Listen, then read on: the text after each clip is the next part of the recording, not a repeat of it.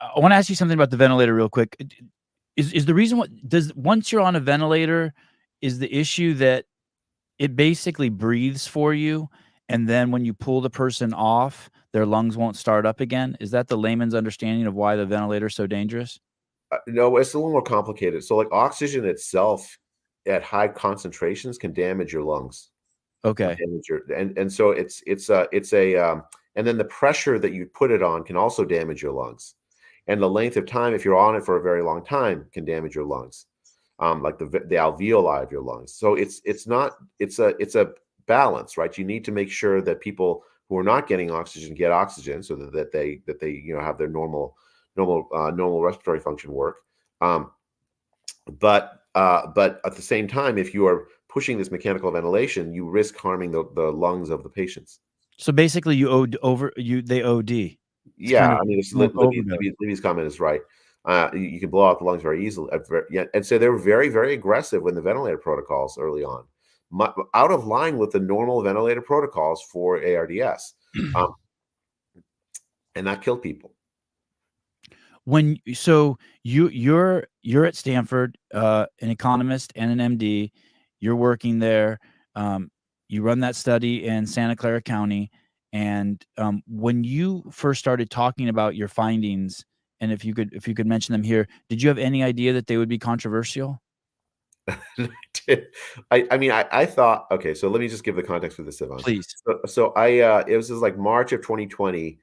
I'm a professor and I do research on epidemiology, infectious disease. I wrote an op-ed in the Wall Street Journal in middle of March 2020, right around the times of the lockdown, saying, like, because I was so shocked by the idea of the lockdown. I couldn't believe that public health was embracing a lockdown. And I thought, okay, what can I do to like contribute to this? I like to assess this idea. And I thought I had this insight that the disease was very likely much more widespread than we realized. This happened with other infectious diseases. In 2009, the swine flu, the swine flu turned out to have been, there was a study done in 2009 of antibodies in the population to the swine flu, and it turns out, like, for every person that was identified with swine flu, there were hundreds and hundreds of people walking around that had antibodies. The disease is spread everywhere, and public health didn't even know it. And I thought in March of 2020, it's likely that that there are many people that have already had COVID that we don't know about. And so I wrote an op-ed in the Wall Street Journal saying we should run such a study. I was thinking that the CDC ought to run such a study. That's their job, right? And I was stunned that the CDC hadn't. Like, how are we making policy without a seroprevalence study? They're called a study of antibody prevalence in the population. How long would it take to do a study like that? Turns out it took 2 weeks. Okay. Yeah, so I wrote that op-ed. I started getting death threats and crazy stuff, but also, like, a lot of people sent me help to run such a study. And by the early April 2020, April 4th and 5th, 2020, we ran that study in Santa Clara County, California. Similar study we ran in LA County, California in a week later after that, like in middle of April 2020. We had an answer. For every person that had COVID that showed up in the hospital or in front of the doctor that was identified as having COVID, there were 50 people walking around California that had antibodies. Wow. Now that's like, now, what does that mean? Antibodies means you had COVID and you fought it off, and now you have an army of your immune system is prepared to fight it off again. Yes. Okay. Right. That, by the way, that idea, what you just said right there, would get you kicked off of like Twitter or YouTube back then. If you mention that. Yeah. I know that from firsthand experience, because we published this study. It was like 3% prevalence, which doesn't sound like a lot, but it was a way more than people realized. And that meant that the lockdowns hadn't worked, right? It had already, in early April 2020, spread to 3% of the California population. And that meant that the lockdowns had failed. It also meant that the epidemic was going to, it's one of these things where, like, you either stop it at 0 the day it comes out of the lab, or it's going to go to 100. It doesn't stop in between. But there's no technology we have to stop the spread of a disease like this. You can't, let me just play devil's advocate here. You can't just gather up. What if you gathered up those 100 people and incinerated them? I mean, I'm just going to full extreme, you the know? thing is, Like, Sevan, is like the problem is like it spreads asymptomatically, right? And it for the first yeah, few days. 80% of the people are asymptomatic, I think is the number. In our study is like 40, but like, yeah, but the point is like you burn up the 100, but then they've already spread it to Right, like 1,000, and right, okay. eventually it's it's just it's not it's like eventually burn up the entire population if you're going to follow that Okay. strategy, right? Right, right, Um, okay. I think North Because Korea actually. that is their policy, right? That's their extreme policy. Their extreme policy is gather those people up and put them in a room and lock the door and don't let them out until they're either dead or they're healed. I mean, that was the Chinese policy, right? That was Right. the yeah. So we don't have a technology to stop. It's funny because like there was a incident in the Antarctica. They have this like research station in Antarctica where like they test people for all these diseases before they go there because they're going to be there locked into. They can't come in and out of Antarctica for 6 months, right? They're sitting isolated in Antarctica, and they tested them for COVID. And then in the middle of the Antarctic winter, they had a COVID outbreak in Antarctica. Um, Wow. I mean, this is a disease that's really hard to stop. You just Yeah, I'm gonna take you back. So you did when you wrote that op-ed for the Wall Street Journal and you got death threats, is that when you were like, "What did you ever I have I like was a like, what the fuck is going on here? Wait, exactly what I thought. It's like, I'm just proposing to run a study, really, yeah. and all of a sudden, I'm like subject to it's. And the reason was because I was suggesting that it was possible the disease was less deadly than people thought, Oh, okay. and that was anathema. You're not allowed to do that because So fear you mongering. pushed against people wanted to hold their fear so tightly that they couldn't think logically. For some reason, people are attracted to that fear. They didn't want you to take that from them. Yeah, so public health thought fear was a virtue, right? Because if you are scared, then you will comply with the orders. Okay.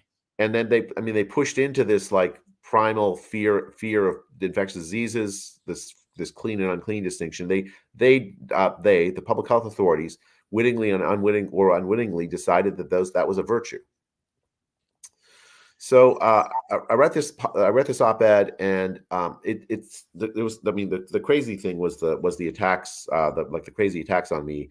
But on the good side was like all these people helping me run the study I was proposing to run, because I didn't know the answer then. I didn't know how widespread it was. I wanted a study to tell me how widespread it was.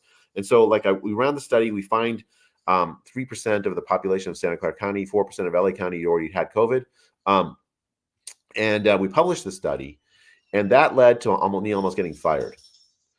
There were hit pieces against my wife, against me. You go look at like all these places. BuzzFeed wrote a hit piece against my wife because she wrote an email to my kids' middle school listserv saying what you said, which is that if you have antibodies, you're very likely immune. Oh my God. They made it into a national story. It was absolutely insane. And the university. Yeah, I want to hear about that. What are your like? If I'm running Stanford, I'm excited that you're there. Are there people there? I'd like to hear both sides. Were there people that you were excited you were there? Like, hey, yeah, this is where the cutting edge shit is, or no? They didn't want the pressure either, the smoke. There was a few like the absolute heroes, like my co-author in the study is a man named Eran Ben David, who's like actually one of my very first students, and now he's a very distinguished doctor in infectious disease at Stanford, a professor in infectious disease. He was amazing. A man named Johnny Anides, who's the most highly cited scientist in the world, Yep. was on my side on this. Michael Levitt, a Nobel Prize winner, in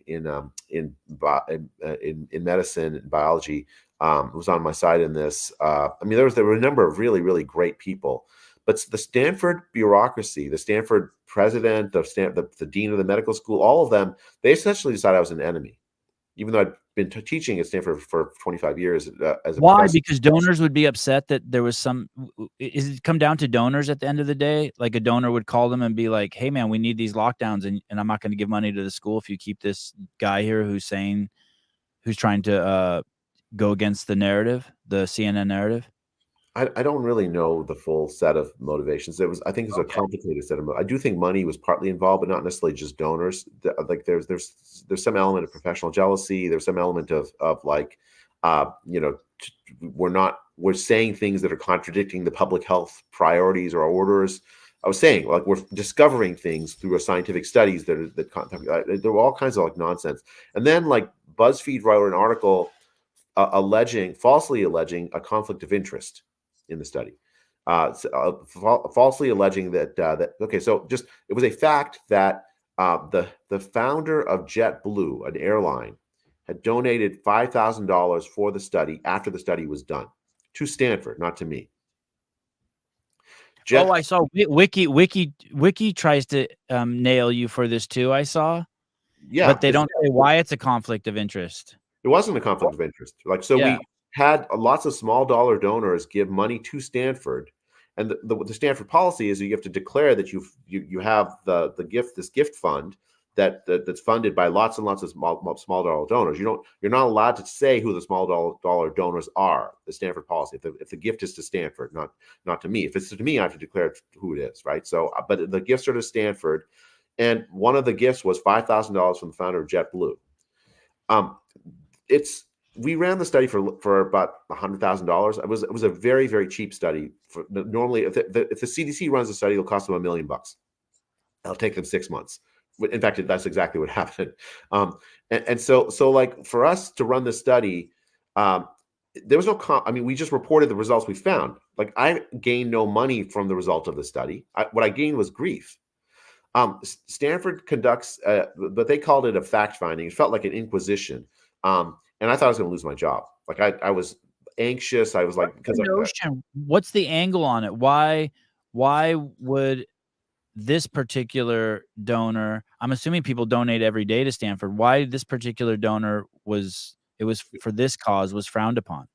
Any logical reason? There was no logic to it. Like there was like, oh, there's the BuzzFeed Reddit hit piece, so we want to look into it. And so I had to hire lawyers. I thought I was going to lose my job. Like there's the kind of process that often leads to Stanford tenured professors losing their job. And I've been a professor in good standing for 25 years. I've been at Stanford for almost 40 years. And I had never seen the like. I published hundreds of studies, and none of that led to anything like this. Never had any conflict of interest allegations again. It was very, very distressing. I couldn't eat. I couldn't sleep. I lost 30 pounds, Sevan. It was, but it was not. Congratulations! Congratulations! I was going to write a book, How to Lose 30 Pounds During a Pandemic, but it was not the good way to lose 30 pounds. I thought I was going to die. Actually, like I would wake up. I couldn't sleep. I couldn't eat. I always forget to eat. Why, Jade? Not because you were afraid you were going to lose your job, but you weren't used to. You were just a humble Indian man who didn't want. I'm going to stereotype you. Who didn't want to be in a contentious situation. You always wanted to be people to like you, and then all of a sudden, it's like, what the? So I don't know if it's Indian man, but I will say that there's some element of like, as a professor, you want people to think that your work is of high integrity and high quality, and then now all of a sudden, I could see my career basically evaporate, like my reputation evaporating. I had this sense of like, and I'm going to lose I did worry that I was going to lose my job some. And I was like, there was just anxiety around this loss of my identity, right? My identity is wrapped around my being this fancy professor. And I thought, okay, but I can tell you, Sevan, like when I went through that, I finally in like summer of 2020, all these people were reaching out to me asking for help on like court cases so that their schools could reopen, or that their churches could reopen, or all these people that are suffering, and they're asking for my help. And I made a decision. I'm like, okay, I either do what my real job is. My real job is to use my abilities and my scientific reasoning for the good of the people I study, for the people in public that public health is supposed to protect, or I protect my career. And I thought my career is worthless. I'm willing to give that up if I can do the first thing. And the anxiety went away. For me, it was actually quite remarkable. Like this. Do you remember where you were when you had that? Did you have a moment? Yeah, it was actually in my office, and I was talking with my friend Iran about this. And I said, "Look, Iran, we've crossed the Rubicon, right? We can't Rubicon. That's like Julius Caesar is going to cross into Rome, cross into Italy with the armies of Gaul, and like go ruin his enemies in Rome, right? He crossed the line that it shouldn't have ever crossed, and it led to this huge civil war that destroyed the Republic the Roman Republic. Like, so the idea is like I cross the Rubicon. I'm gonna say and do things that a professor normally would not do. Right? I'm gonna go on TV and say what I believe. I'm gonna write op-eds that contradict really dumb public health orders. You know, you normally wouldn't do that as a professor. I'd be very careful about that. But I'm going to sign on to lawsuits that sue public health because they're closing schools and hurting kids. Right? I'm going to sign on as an expert in those lawsuits. I said, I'm going to do these things because that's the right thing to do for the people I'm supposed to help. And if it leads to my career being destroyed, then so be it. After that, I was like, the anxiety just lifted. It was like an amazing thing. I always wanted to be professor to help the people I'm studying. That was the purpose of it. Right. I went to medical school for that purpose. I studied vulnerable populations. That was my main focus in my research. And like, what is it that like, you know, how do you like structure public health to help the poor? How do you structure public health to help children, older people, vulnerable people? Right. That was the focus of my research. So like, if I'm only about my own reputation, then what purpose is that research? It's just worthless.